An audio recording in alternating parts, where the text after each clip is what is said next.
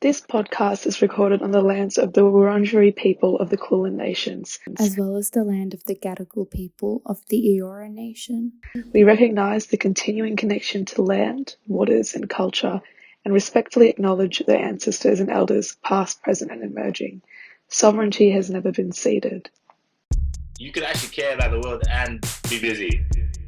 The main goal of this podcast moving forward is kind of to make you feel like you are overhearing two friends having a conversation. We don't really care about things until they affect us personally. The reality we are living in at the moment, which might not always be the same for everyone. Don't perceive me, I'm just sure much hell. Well, I'll appreciate you guys even if you listen to 30 seconds or listen to the whole thing.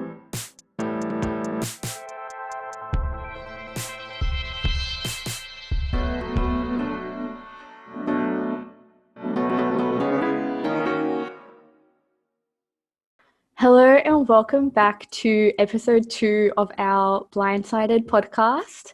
I'm Mairin Angel, one of your hosts, and today I am joined by Leah, my co-collaborator and inspiration. How are you, Leah? Wow, what an intro. I'm an inspiration apparently. How am I? I'm like, you know what, it comes in waves. I think everyone can say the same thing in lockdown. But like some days I'm like, you know what, it's honestly not bad. And the next day I'm like, let me out right now. I am now anti-lockdown. No, I mean, I'm not, but I honestly that's what lockdown does to you. How about you? Yeah, today I'm feeling pretty good, but I think, experiencing kind of the same, like each day can be completely different. I think the sun is out in Sydney today, so I'm like so happy that at least from my bedroom window I can look out and see that like the world is like, it looks nice. Like I might not be able to enjoy it properly, but it looks like it's good vibes. Anyway, yeah, this is our second episode back, and our first in our attempted routinely uploads, which we've been notoriously bad at.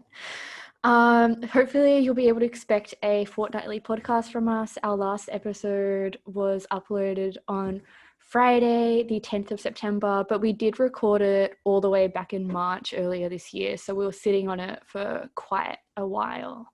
Yeah, it took a while to edit because, you know, we just kind of said a lot of things. But if you guys want to see it, it's on our YouTube, Spotify, Apple Podcasts. And we just did 36 questions that lead to love. We didn't do all of them, but we just pick and chose what we wanted. That was filmed ages ago. And yeah, it was filmed in Melbourne earlier this year. Melbourne, for those who don't know, is where Leah lives and where we met at university. Right now I am living in Sydney, and a fair bit has changed, both personally and just for like Australian society as a whole since March. So since we last recorded in March, Leah, what have you been up to? Can I just say, you're doing great. You're really organised doing this. It's amazing. Anyways, what have I been up to? So Melbourne has just been in and out of lockdown, almost in a way that like you kind of don't want to enjoy yourself. That sounds so sad, but when you're like out of lockdown, you're waiting. You already know that it's coming. It's just on the edge. So it's been a mix of me going to work, having plans. I left my old job, which honestly, that probably was the biggest thing. Like, I think if I was still in my old job now, I would be 10 times more like dead. But yeah, so I left my old job, went to another job, which so much more happier at, and then obviously went back into lockdown. And I've just been trying to obviously balance my creative stuff with taking time to like reflect and like, I guess like help myself be as well as I can be. I'm basically in recovery mode from my old job. That's how traumatic that is. And it sounds dramatic, but going through that and then moving into lockdown, I was like, I need to just be with myself for a bit. So yeah, but the good thing is I feel like my creativity has come back up. So that's always, I think that was a benefit of everything that happened, and I'm excited. What about you? Um, yeah, so much. Wow. I feel like a lot has happened, but I also feel like at least Sydney, what has it been, like 3 months in lockdown? So I feel like nothing has happened like at the same time.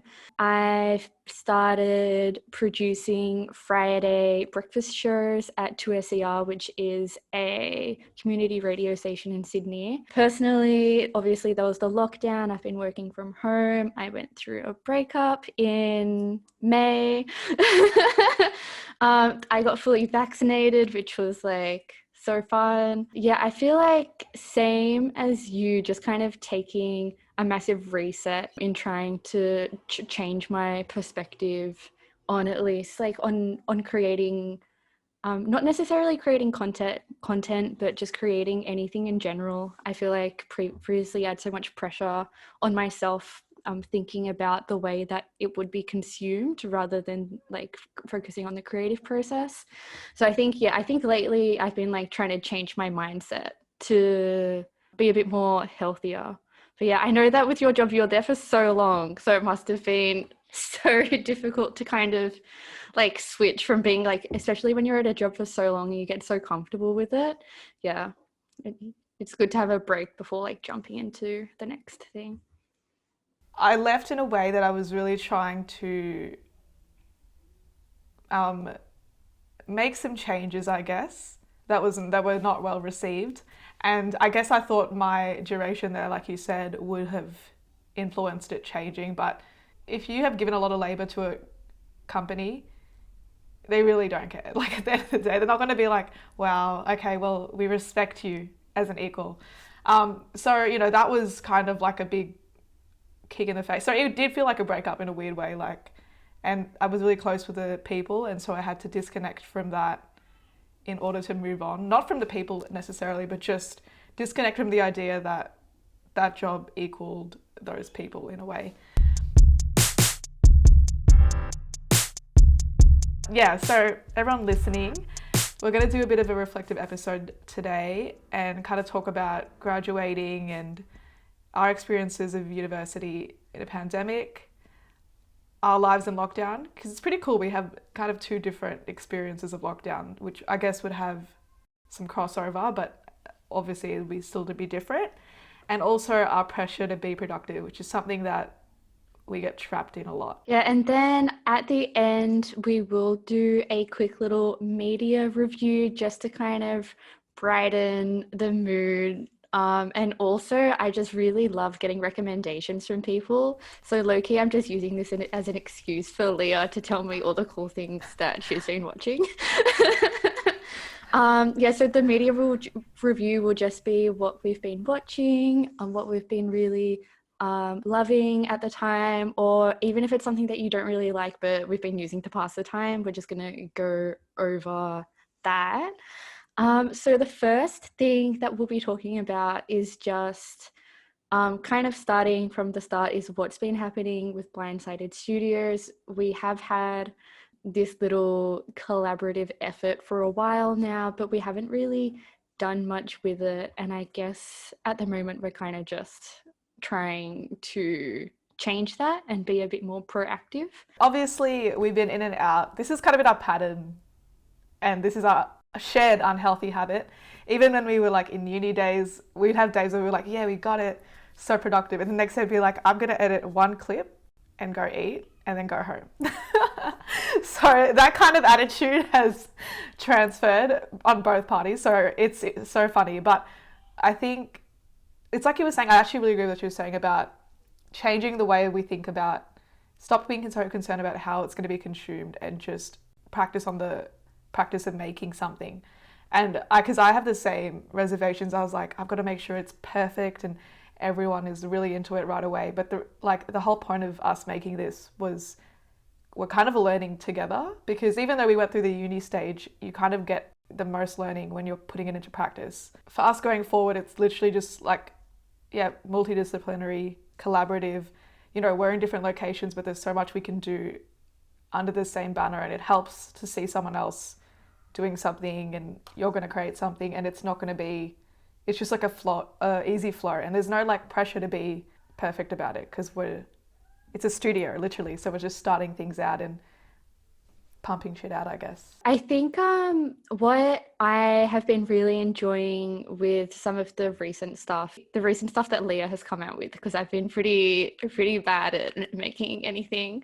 The reason that I like media production so much is your way to convey like memories and your experiences, which is why I had like admired your 22 by 22. And the year that COVID began, I was just like so happy that we're kind of able to express our own like life experiences, which is ultimately what I'd like Blindsided to be, is rather than having the pressure of becoming like this professional, like commercialized, like studio thing.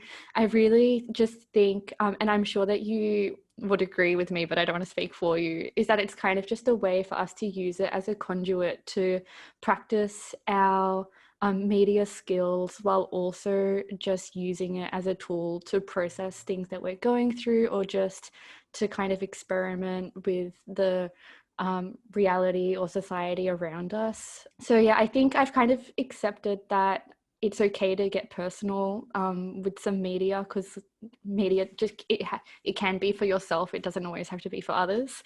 So I think that's kind of where we're at with Blindsided, that it is just more of a personal journey for the both of us, rather than I don't want to give people the impression that we're going to turn into like this PR company who makes like ad content and things like that.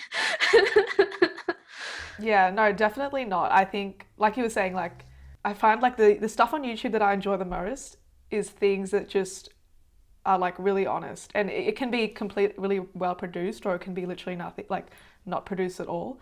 But I find like, you know, we're not gonna become Vox, you know, or any of these like things with like the title banners, you know, like 22-year-old it describes her experience in COVID. Like it just happened. Like that's not how life plays out. Like life doesn't play out with our little banners. I mean, even though we're editing things and adding little details that aren't there in real life, I like that, yeah, through Blindsided, we're basically, it's like an open letter to each other and to just whoever's out there that's like stumbling across something. And there's no pressure to be anything like, we're not trying to be, yeah, like you said, we're not trying to be commercialized or, you know, someone's Netflix show. We're just trying to kind of live our lives and see how media intersects with that, and kind of, it sparks our creativity as well, because we see that link, I guess. Yeah, and I think that that's even where the name like Blindsided comes from, is like Blindsided is about kind of those things in life that scare you, or things in life that you're curious or about, or just things that we're not really sure of in a world that we've really only been living in as adults for a few years. So it's just really about us like interacting with those things and trying to figure out how to live life in 2021. But life in 2021 is looking very interesting for the both of us, as Australia has now reached like a weird point in terms of the pandemic, where we're kind of behind the rest of the world in moving on, but we have had a very lucky situation for the most part compared to other countries. So at the moment we are both in full lockdown cities. So as I said, I'm in Sydney and Leah is in Melbourne. So Leah, how is your life in lockdown? Yeah, so my life in lockdown, I don't even remember when it started, like this, because it was like a few days where we had like a 3-day lockdown, or I think it was like 7 days, and then we came out of it, and then now we're on this one. So at the moment, they just released that you can have a picnic and like an outdoor activity with another person. They don't have to be vaccinated, and then you can have like a group of 5 from different households if everyone's fully vaccinated. So that's happening right now. I'm on my first dose, and my second one is like in October. I think, I don't know, it's a weird reality we're living in. And I mean, like I said, everyone's saying it, but I don't think people realize like a lot of us have never had this experience before. And it is really confusing to try to sort it all out. And I don't know about you, like if you have friends like this, but I have friends that have different opinions on everything going on. Like people who are like, you know, we shouldn't be doing anything until like COVID is safe. And then there's other people who are like, actually, you know, I'm not going to get vaccinated. But I think that even that tension between those groups is so like polarizing. And I think especially living in the western suburbs, there's such a different view of things. And, you know, I'm watching all these people on on Facebook and Instagram just fight in the comments. And I'm just like, what is the result? And then between this, I'm also trying to like balance the information I'm getting and just putting my phone down and not reading any of that stuff, and then take care of my safety, people around me, things like that. It's weird because like we're used to lockdown, but at the same time I think it's also still upsetting, like no matter how many times it happens.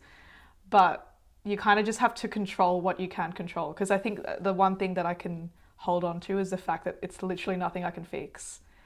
Like, I can't go out there and just cure everyone. So yeah, I'm interested to know if you had any side effects, because I got like a bit drowsy, but and then like the next day I felt like my arm had been like run over, but I didn't get any of those, like I didn't get any like like shakes or anything. But that's, yeah, but I don't know, apparently a second dose is worse.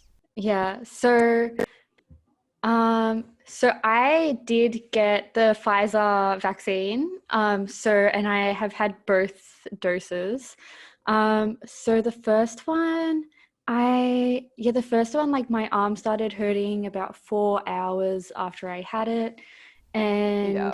then the next day I was just so tired. I was working the next day, and every time I went to Oh do my God. something, like on my computer, I just stare at my screen and be like, what was I doing? And I was just like, had such like brain fog, but I kind of liked it. It kind of stopped me from having to think for like 24 hours. I was just like enjoying being super tired.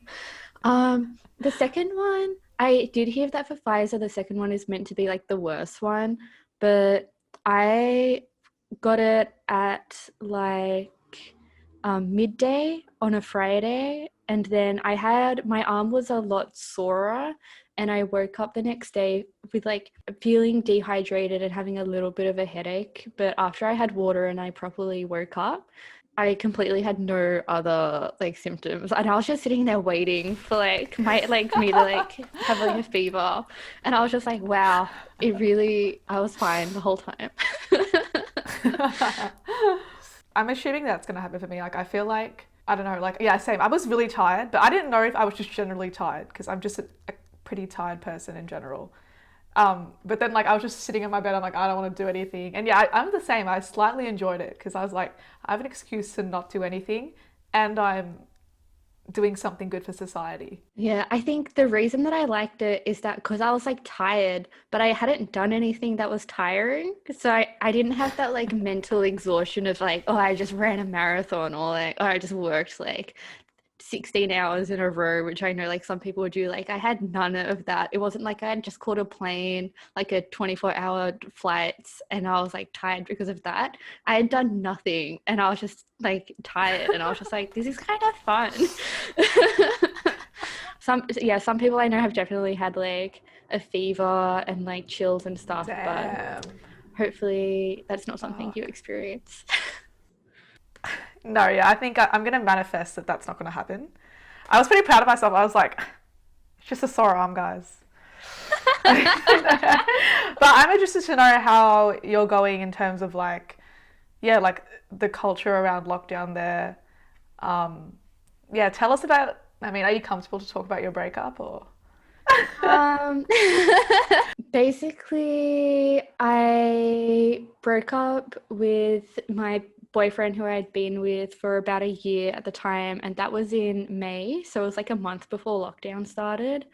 Um, Ooh. yeah, but I think I had like the classic. I think there's like this meme that I always see where it's like women after like a week from like breaking up and they're like completely fine. So I definitely related to that, where I was pretty over it after like a week, and I was just like moving on and like living life. So I feel like I got over it pretty quickly, and then lockdown started.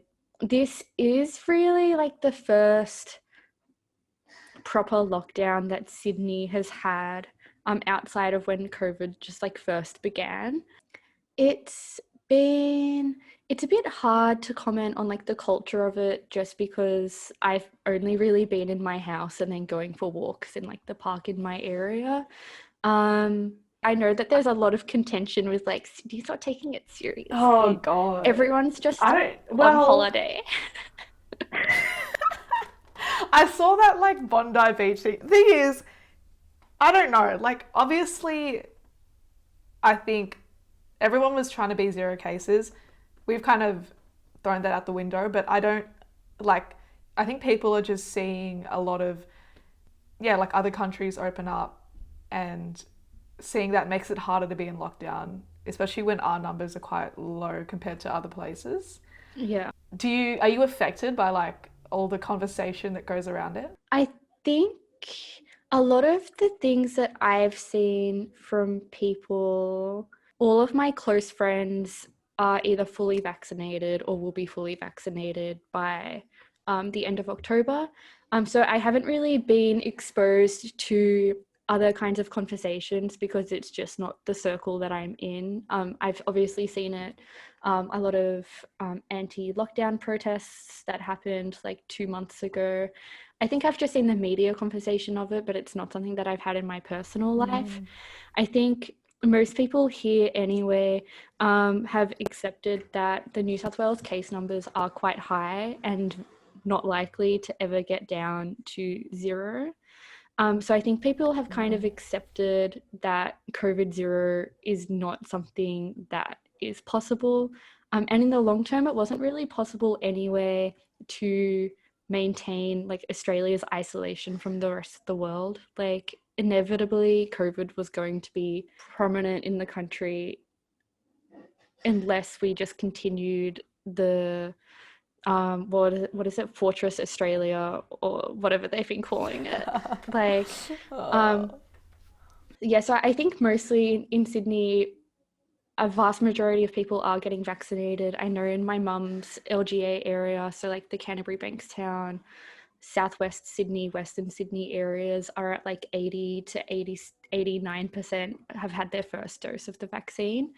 So I think a lot of people are seeing that it's going to be going away. Not COVID, that lockdown will be going away eventually. And I think that has translated into some people being a bit more relaxed with the restrictions, especially those people who are fully vaccinated. I don't know. I feel like everyone at the moment is just like waiting the next 4 weeks until we can go to the pub again or like go to the bar. And I'm just making like a list of all the restaurants that I'm going to go to and just like doing the simple.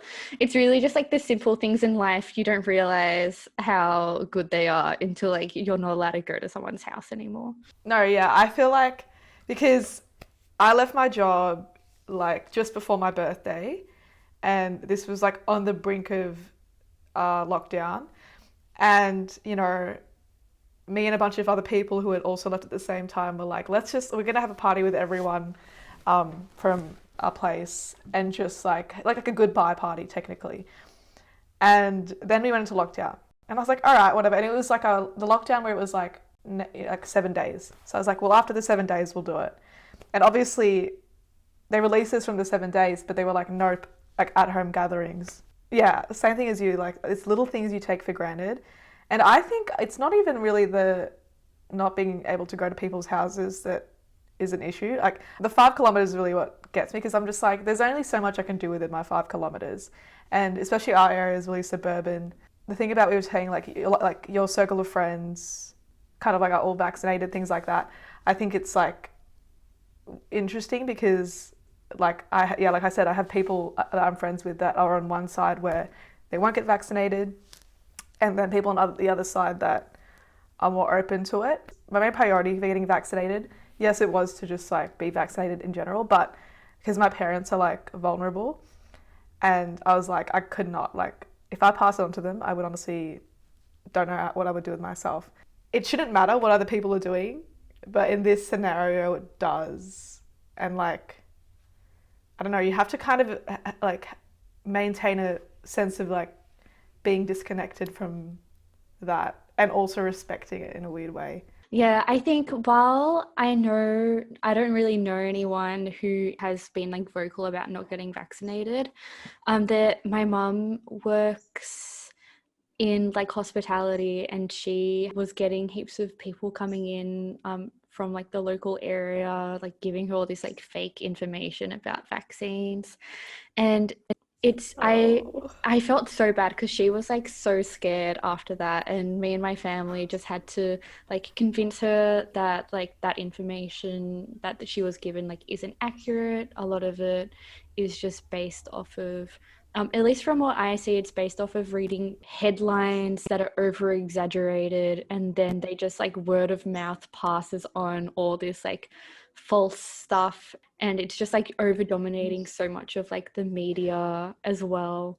Having focus on people who are anti-vax or anti-mRNA vax kind of it gives people the idea that that is a genuine concern. I know that not a genuine concern, but that the misleading information has value or some kind of truth to it, since so many legitimate media companies are talking about this anti-vax conspiracy. I don't know if I explained that well.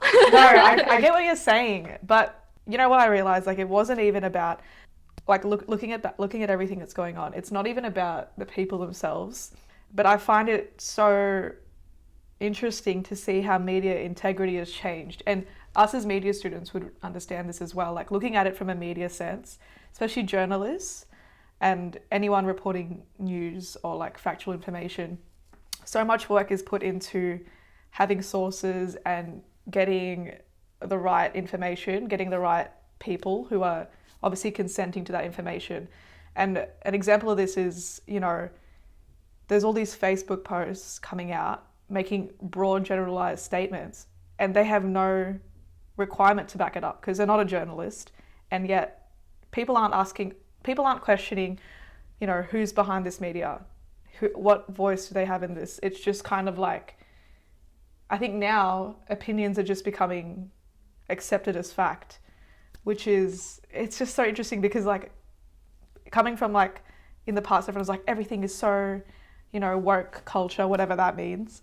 And like everything always needing to have, you know, like evidence and being backed up. And now it's just not necessary. Like there was a thing on TikTok happening. I remember when the vaccines were first coming out about, they were saying this kid has died of the COVID vaccine. And it was a TikTok video and it was going viral. And then a few months ago, a news outlet basically was like, we literally reached out to the family and he didn't die of the vaccine. He didn't even have the vaccine. And there was no follow-up after that. Like there's no then viral outbreak of people being like, actually it was fake news. Well, that doesn't happen. It's just out there. And even if it's fact-checked, no one's seeking that information. And I think it's kind of a scary place to be in because obviously, yes, we should have freedom of speech, and I don't think opinions should be silenced in any way. But I think the idea that the facts don't matter anymore is kind of scary, and like media integrity won't matter anymore. I think especially like a lot of the argument now is, well, how do you know it's wrong if you can't trust the media, you know? And it's like, well, does that mean I'm going to trust the person down the street who's posted a Facebook status? You know, just because I've seen this massive paragraph on Facebook, or like it's been sent to my group chat, or I've seen a video on TikTok, that is then the truth. And you know, like in a way, at the same time, I'm like, I get it, because no 12-year-old kid is going to be like, I'm going to fact check this TikTok. But also I'm just like, where's media going if that's the way it is? Like I'm thinking about like, you know, back in the day when Donald Trump was like fake news, blah, blah, blah. And everyone was like, we know what the real news is. And now we're like, do we know what the real news is? Like, it's just completely changed. So many people, at least for like kind of our generation, they definitely do get a lot of their news, or at least are introduced to what's in the news on social media, just about what their friends are posting or what their family is posting. You see a lot in like Instagram stories, people will repost the little graphics of like headlines and stuff. And so I feel like when that is the way that people are receiving news, obviously when it's from a legitimate source like the ABC, you kind of know that what they're talking about is going to have some legitimacy, some truth, and will generally be like quality media reporting. But the way that you're getting that is through Instagram stories or TikTok reels, so that when you scroll to the next one and you see people talking about the same topic, like you kind of just take that in context of you consuming news. So people see that on like Instagram reels or TikTok, whatever they're called, they might see one that's factual, and then the next one that they see will look and seem and sound the same, but they don't know. A lot of people aren't doing any follow-up research. They're not having a look at like the media releases from the government health officials or actual research from the people who are producing the vaccines. They're all just seeing it online. And when you see news and fake news online, they are presented very similarly. So it's hard to discern what is fake and what isn't, just because they're presented in very identical ways. Yeah, no, some days I laugh, some days I cry. But like I was like, it's like I was reading this comment because like they were saying like the vaccine is, it was one of those comments where they was like announcing a government thing, and it was announcing that the vaccine was available to a certain group. And one of the comments was like, is there any studies for what happens when you have the vaccine in 3 years, 5 years? No, there's not. And I'm like, well, are you going to wait 3 or 5 years? Like personally, maybe it just depends on how much you care about your life. Like I'm not saying I don't care about my life, but like if in 3 years I get a side effect, I'll just be like, well, I had 3 years. I don't know. I know that's a very blasé way to look at things, but yeah, like, I mean, as we all know, any type of healthcare can have a side effect, and you'll be in the 1%. You could be in the 1% who has it. But like, it's just like anything, you'll eventually live your life getting through it. Like if I lived my life looking at my EpiPen and thinking this is going to give me a side effect, I would just die eating something like with allergies. Like the reasons to not are just getting a little out of hand, and it's just funny. But again, what can you do? You can't control what people do. I think the only reason I take it so personally is because like I have family who could like be affected. But yeah, I don't know. Anyways, let's move on from COVID talk because I don't want to be flagged. We're gonna have that little banner that says, for extra information, go to coronavirus.vic.com. Sometimes I see that on like people's Instagram stories, and I'm like, this story is hardly even related to COVID. Like, what did you track in that? It's actually funny. Like someone posted something on their Instagram the other day, and it was so funny. And it was like, wow, he can skate the COVID banner, and like just because of that mention, like the COVID flag was on it, and then they angled the photo so like the skateboard was on top of the banner, and I was like, wow, you know what? I give that person props. They're reclaiming it.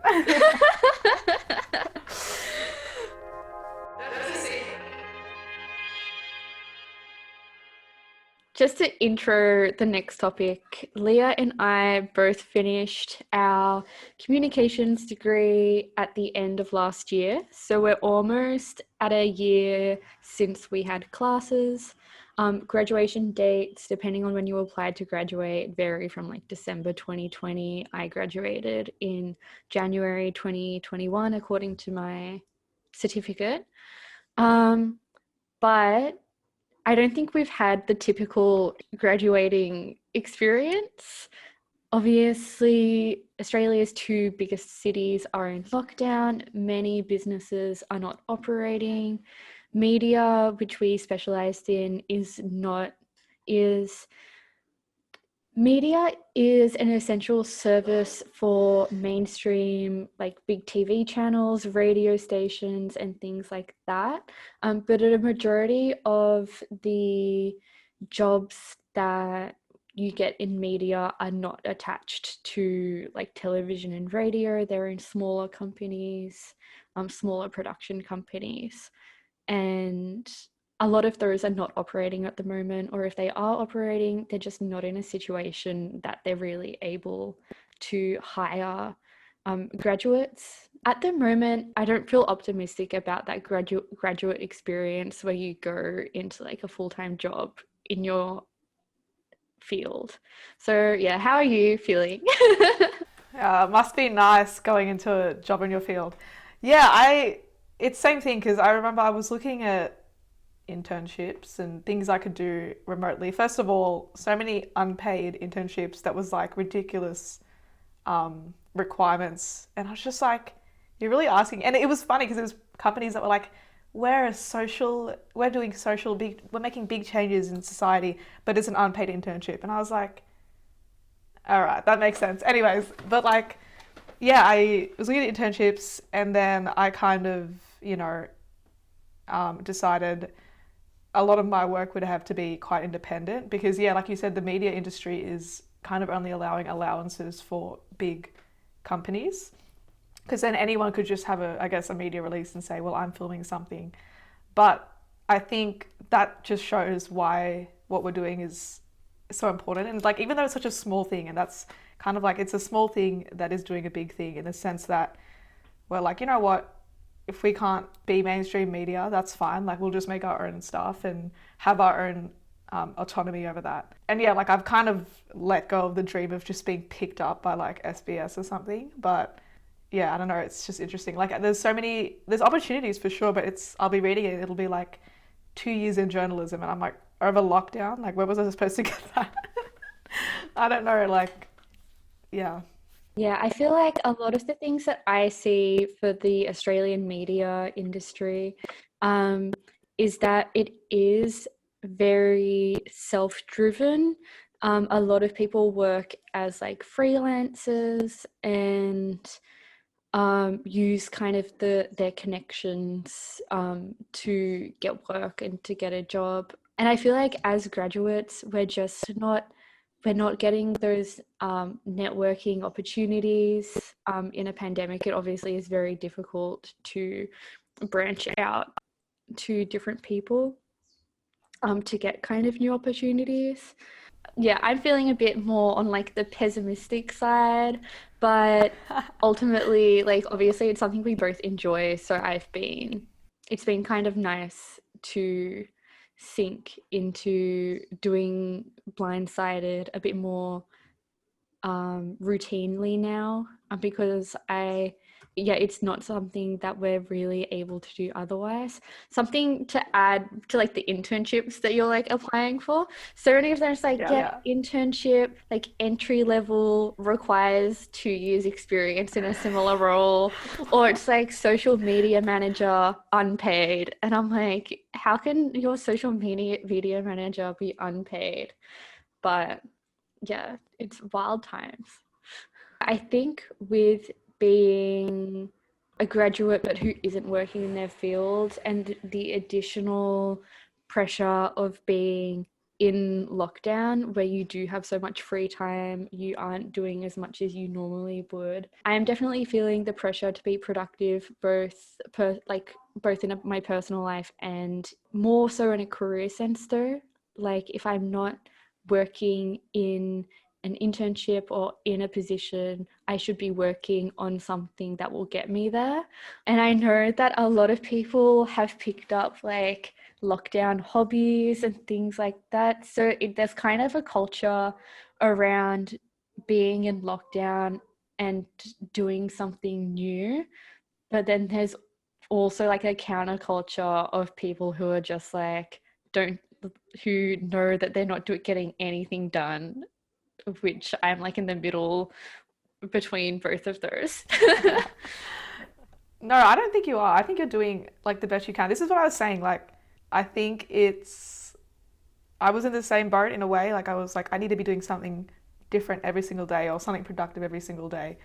And now I'm honestly just like, I'm going to do something if I want to do it genuinely. And I know like, I think people always think it's about doing something that is always furthering you. And the reality is there's some things that you're going to do that's good for you as a person, but technically doesn't further you. It'll further you personally, but it's not going to be a step in your career. But it could be, like, in the future.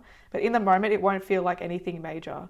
And this kind of goes back to what we're saying about, like, creating and all the things I've made, like, all the things, the two things I made, recently at least, are kind of things that I wanted to do genuinely, and I was like, this is stuff that, like, when I watch it back, I'm like, you know what, this makes me happy. Even, like, the act of editing is enjoyable in that sense, because you're able to just be like, you know what, like, I'm learning something and I'm also enjoying it.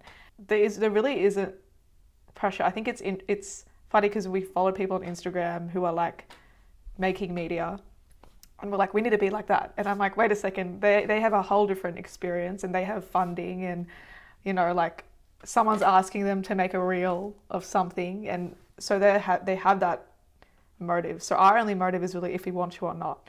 Yeah. So I'm like, you know, that's just something that I'm going to be like, listen to myself. If I want to do it, I'll do it. If not, then who's going to punish me? Myself. Like, Yeah. no, I'm good. I think what you just said about how looking at, like, the finished product that, like, individuals are posting on, like, their social media, it's so easy to forget that often what those people have done and how they've created that goes a lot more beyond what you'd expect.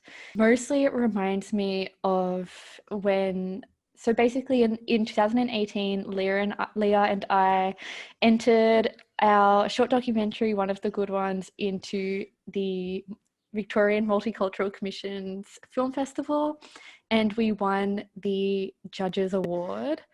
And at the time, at the screening, we were watching everyone else's work, and we were just sitting, personally, I was just sitting there, I was just like, wow, like, some of these are, like, really good.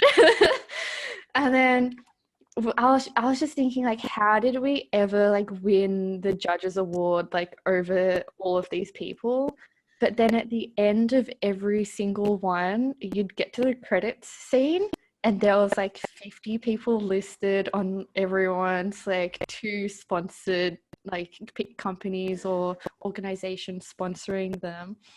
And then for one of the good ones, it was pretty much just Leah and I in the editing suite for, like, 2 weeks straight, just, like, roasting each other and roasting the film that we were making.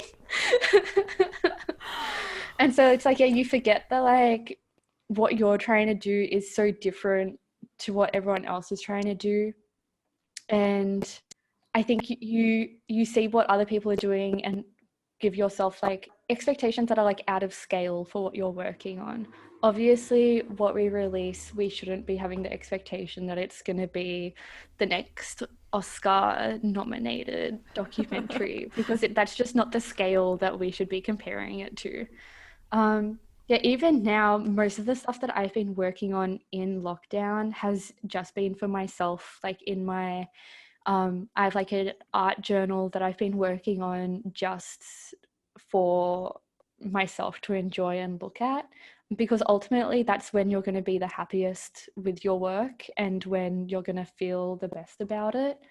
So yeah, a lot of the stuff that I've been working on has just been completely private.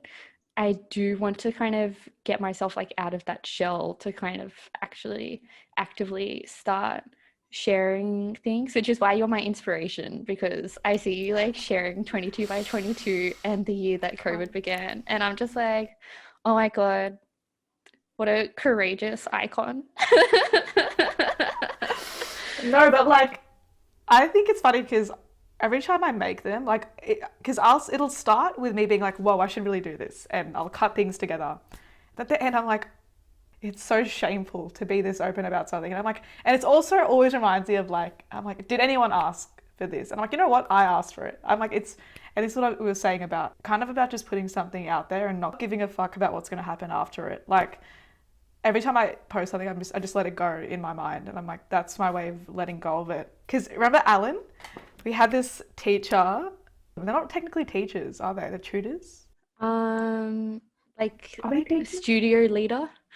That sounds a bit culty. Studio guru. No. Yeah, so one of our leaders, his name's Alan. He made this sick VR.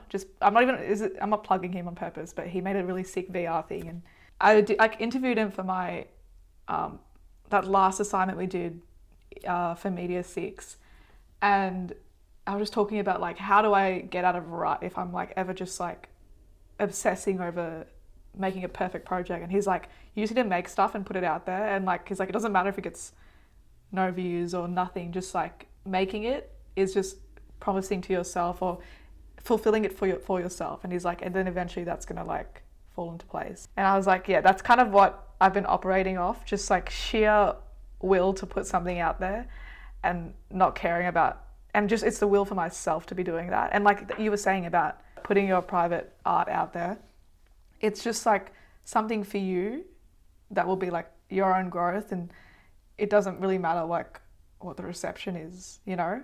And it's funny because you put it out there and you're like, first of all, yeah, like no one could care, and also someone could care about it, and like it actually doesn't matter what the response is.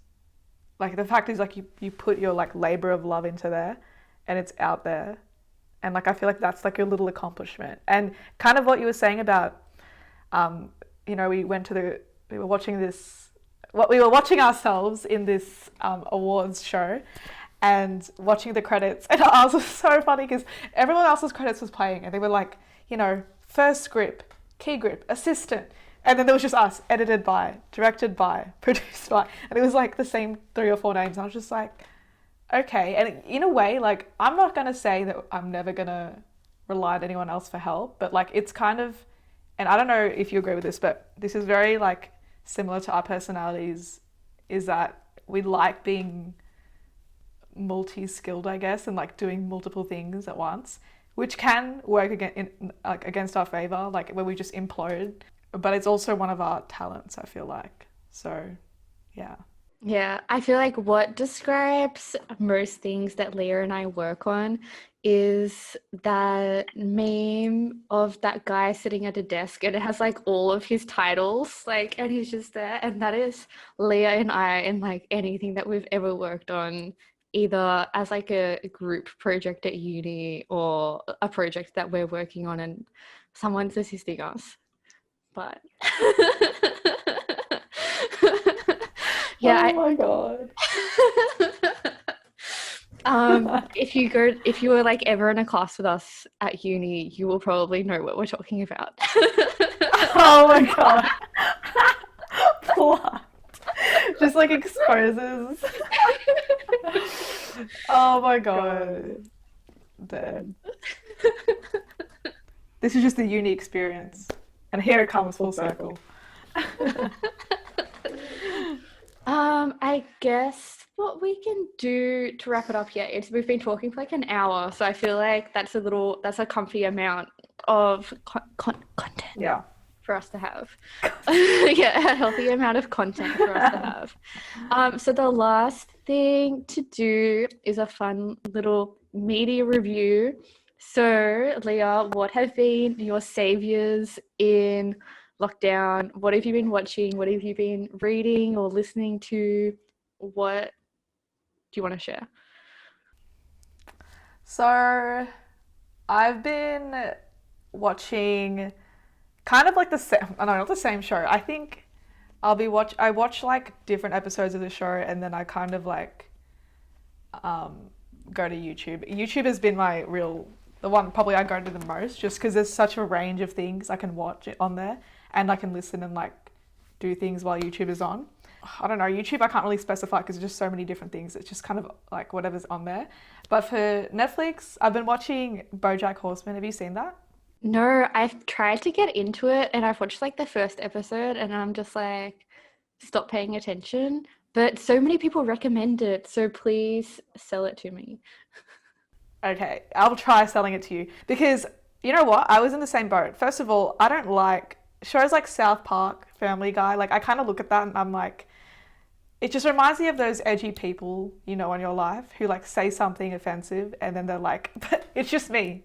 And you're like, and everyone's kind of like laughing, everyone thinks it's kind of funny, and you're just like, I don't know, I'm a bit uncomfortable. That's what those shows usually represent for me. So when I saw BoJack, like especially like the graphics for it, I was like, this is one of those shows that just wants to be offensive and hopes it catches on. But then a few episodes in, I was like, all right, this shit's kind of hitting. Like, there's some sad themes, like themes about depression, like addiction.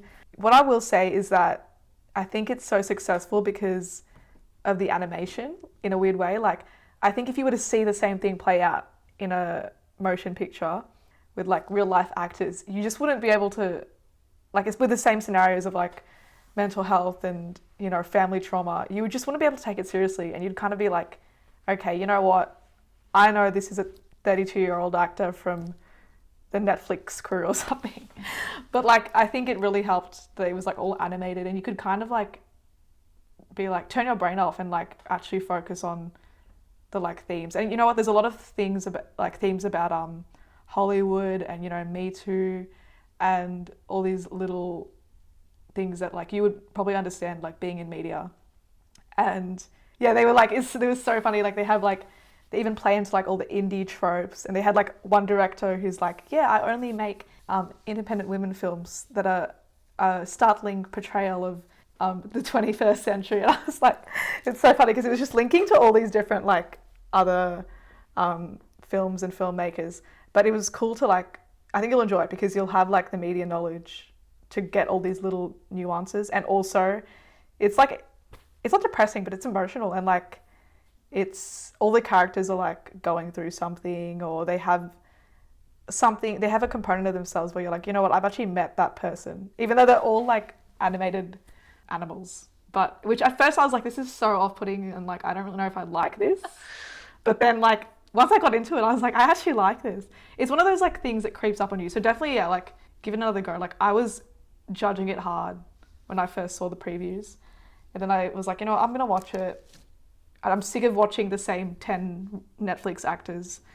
So I watched it and I was like, yeah, it's kind of good. And then I'm reading books, but like a lot of, I'm reading a lot of stuff about like, I'm reading this book and it's called Breaking the Habit of Being Yourself.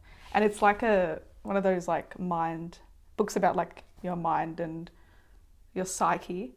And yeah, I don't know. I think like everyone in lockdown is just going through reflective periods, and I like to go through books for that. I've done a lot of writing, and because like when I was younger, I was a big writer. I wasn't really into the whole editing thing yet, or media, because we weren't allowed to really be on media a lot. So now that's all coming up again, and it's fun like to write. I've been writing a lot of like biographical style stuff, and it's just like cool to see, you know, your life like written out for you. But yeah, what about you? Just quickly, I will add, similarly to you, like having written a lot as a kid, as you've just mentioned, and now you're kind of doing that again. I've been doing a similar thing where I feel like I've been thinking back to like my childhood and thinking about the things that I enjoyed doing then. Because similarly, I didn't have like the internet at home when I was a kid. Growing up in like the 2000s, it wasn't something that everyone did have. Just being at home and wanting to be offline, I have thought about like, oh, what did I do as a kid to like entertain myself? But that has just translated into like teaching myself the intro to like one song on the piano, and then like learning the intro and then being like, that's it, don't need to learn anymore. What I've been watching lately, which took a while to get into, is I've been watching Broad City on Stan, I think. So I'm up to the end of season 2 or the beginning of season 3. I don't remember. The characters I find very obnoxious, but for some reason it's kind of like entertaining anyway. What else? I've been trying to read Dune. I don't know how to say it. Dune? I think it's June. Yeah. I would say June. Yeah. Dune. I've been reading Dune. Yeah, I've been reading it, but the structure of the book is so weird because at least in my copy, it doesn't have any chapters. So like Oh my God. to end a scene, it just has like a quote and then it starts the next scene. But I didn't know that. So when I was reading it and it happened for the first time, I was like, hang on, why is the scene suddenly different? And there's completely different people talking and I have no idea what's going on. Other than that, so yeah, I've been watching Broad City, which I recommend if you just kind of watch something a bit chaotic and fun. June, if you want to read something that is a bit more complicated and it is a kind of sci-fi structure. And the movie is coming out at the end of the year, so if you want to read the book before you see the movie, like you only have a few months.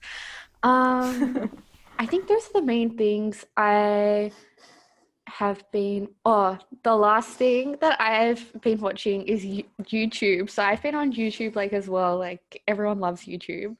I've been watching those like half an hour like exploring like a lot of like Mina Lee doing like I watched this morning her analysis of like the Met, not an analysis, basically her review of like the Met Gala fashion, and it's just like 30-minute like fashion reviews or like movie analysis videos with like an influencer and a microphone have been what I've been watching on YouTube just to like learn stuff but not really learn anything worthwhile. Yeah, no, I was gonna say, I don't know, have you watched Nathan Zed? I feel like we've had this conversation. I don't think so. Yeah, so Nathan Zed, this is probably the guy I've been watching. Like I've been watching a lot of YouTube, but this is the guy's videos that I go to a lot. But Nathan Zed does a lot of like things I think you'd be interested in as well. Is he does videos like what happened to teen dystopian movies, and he was discussing like the Hunger Games and like how that happened, and it was the Maze Runner and what was the other one? Divergent. And I found it so interesting because he was like, you know, we could have really gone somewhere with this, and then everyone was just like, you know what, I don't care anymore about things. And he was like, he said this funny thing, and he's like, I think low key us kids liked watching other kids fight it out.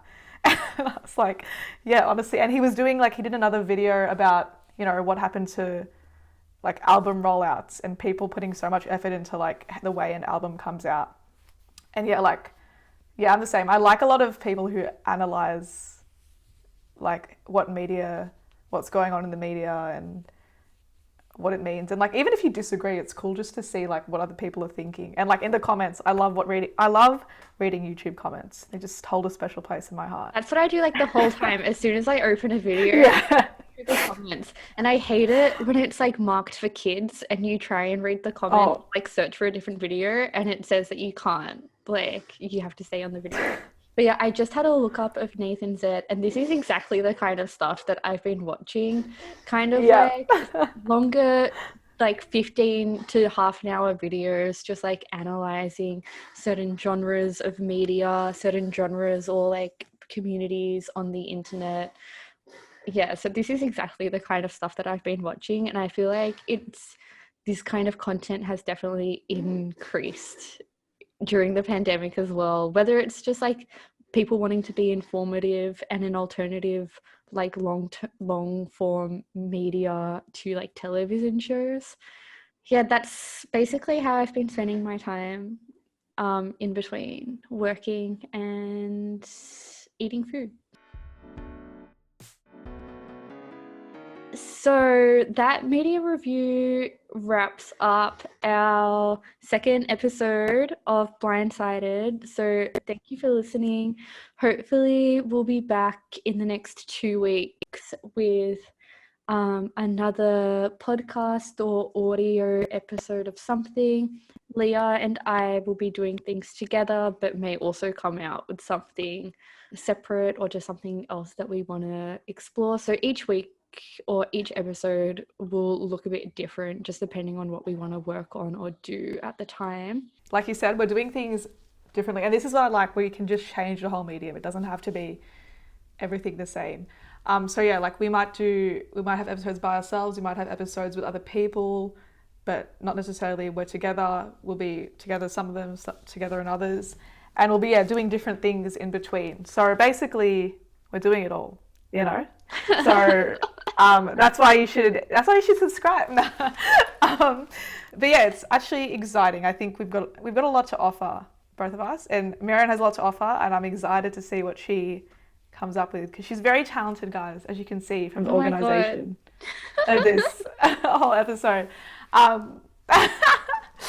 You know, like, I think, yeah, like, the world is a little scary right now, but just try and, I guess, take care of yourselves. Like, it's funny because there's like 3 people listening to this, but for those 3 people, let's just all pretend we're in a circle and, you know, we're singing Kumbaya or something, and we're all, you know, like, we're gonna get out of it alive. And it's funny because, you know what, like, the one thing this is what I was gonna say before. I'm so jealous of the mainstream media who are allowed to film, because right now they're getting the hot take. They're getting that documentary of pandemic in Victoria, and like, it's gonna be all over like everything, like, once the pandemic like becomes, I guess, normal, and they'll be making like, they're like, I don't know, win an award show for it. I'm like, yeah, I could have done that too if I had funding. But it'll be so cool to see all the content that comes out. It'll be so many different things. Like, I know Vice is going to do something like, it'll be like going into an anti-vaxxer community, and it'll be like all these rough cuts and like funky music. It's just so cool to see. As I'm sure we've given the impression, we are very free-spirited in our approach to Blindsided. So if anyone who follows us on Instagram, or you're one of our subscribers, you're one of our like 10 subscribers on YouTube, just like, hit us up with anything that you want to talk about, or if you kind of want a platform where you have an idea and you want to express it, you can like come on the podcast and then just like talk for like 5 minutes about whatever you want within reason. Yeah, so I think that's it for this episode. So thanks for listening, and thanks, Leah, for joining me. And yeah, we'll see you in like about 2 weeks, hopefully. See you guys. Bye.